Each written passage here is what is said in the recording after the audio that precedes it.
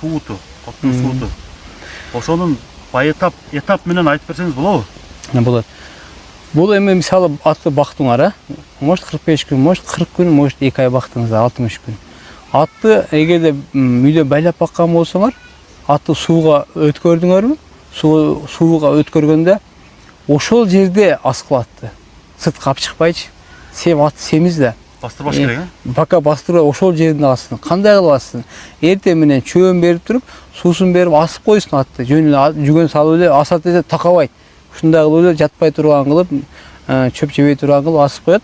Ошол бойдон ат турат 4-5ке чейин. Анан кечкисин чөбүн берет, тойгозо берет дагы, суусун берип, жемин берип туруп, анан кечкисине кичине чөп салат да, жемди бирок 2 сааттан кийин. Түшкө аз гана чөп салат дагы, акурга жөн эле байлап койсун, аны аспасын. Ат жатып тура турган болсун да. Жатып тура турган болсун, акурда чөптү алып койсун да. Кайра эле ошо кайталанат, саар менен ошо режим менен болот. Анан 10 күндөн кийин атты минип бастырса болот. Кандайча? Мен азыр эртең менен чөп берди, суусун берди, атты асып койду. Кечкисин 4-5терде чөбүн берип, суусун берип, жем берип, атты минип басыш керек. Атта кичине гана тер кеткенде кайра алып келиш керек атты. Мындай тилме терде, 3 жерден тилме узун тер кетет, анан кулактан тер кеткенде аттап келиш, алдан узак кетпеш керек. Мисалы, может 200 метр барганда ошондой болду, кайра алып келип кой да. Ат кеткенде эле. Тер кеткенде алып келип туруп асып коюш керек. Анан белин бошотуп асып туруп, терин кургатып, кашып, аты сөз кашыш керек. Тер дегенден кургаганда кашып туруп, анан аз гана 2 саат арал өтөт. Аз гана чөп берип туруп, баягыдай акурга аз гана от салып туруп, коюп коюш керек. Акурда ошону тим коюш керек, акурда атты жатап тура турган кылыш керек, акурга чөп салбаш керек.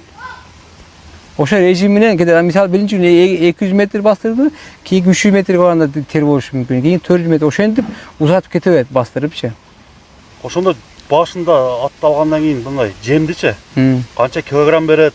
Сулуу берүүгө деп не кылам дилем да. Сулуу деген ол тез аттын суусун келтирет да. Бирок сулуу десе мисалы 4 килограммы, мисалы атка аткара 4-5 килограмм например, ошону бергенден кийин 1 айдын ичинде ат сууп калат, сулуу менен тез сууйт да. Бирок арпага өткөрүш керек 1 айдан кийин. Ошол сулуудан кышы менен чаппаш керек да. Кышы менен карап менен анан мисалы 1 километр, 2 километр, 3 километрге барат тердеп калат. Ошол маалда атты аз-аздан кое берип койсо болот. Көп эмес. Аз кое берип атты кызытып тердеп. Бул ошентип ат сууп бүткөндөн кийин Сууп бүткөндөн кантип билсе болот эми? Сууп бүткөн болсо баягы чампай бей сыяктуу болуп чыгат, ат тартылат, атка тер келбей, аттын жүнү жылтырап